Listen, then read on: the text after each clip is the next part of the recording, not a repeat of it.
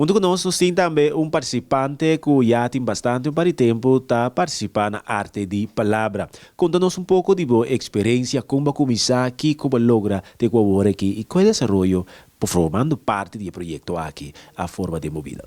Ok, bom tarde, meu nome é Genio Dorotea. Bom, eu tenho por lo menos 8 anos para 9 anos para participar da arte de palavra. Na via de uma maneira, não me começar, tinha a Johnny Leoneta.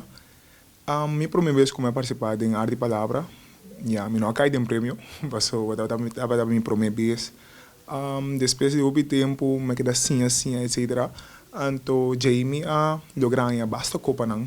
Então, via de me dá opi ons sportivo se me pode aqui visa. Kiko taba obstáculo que você era trahopi ribaje. É ons sportivo.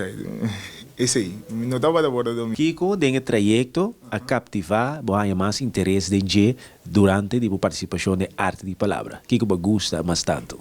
Ok, bom, temporada que a escola começou a organizar, ela vira mais diferente, qual não sei, coach, qual está começar a motivar-nos mais over de maneira ora nós não pronunciar algo, motivar-nos, dando-nos echt maneira workshop, não coisa que nunca não abordo assim, eigenlijk, pero esse é a captivar-me mais. Você tem medo de participar em cenário ou você não estava tão obstáculo, Pau? Não, esse aí nunca me deu medo. Pero sempre ora vai show se sinti maneira, opi, você emoção, justo. Kiko tem mensagem para o jovem novo que vem participar em arte de palavra. Ok, jovem não, me tawara você inscrever, para assim você também por show você talento e por seguir progressar mais em família de arte de palavra.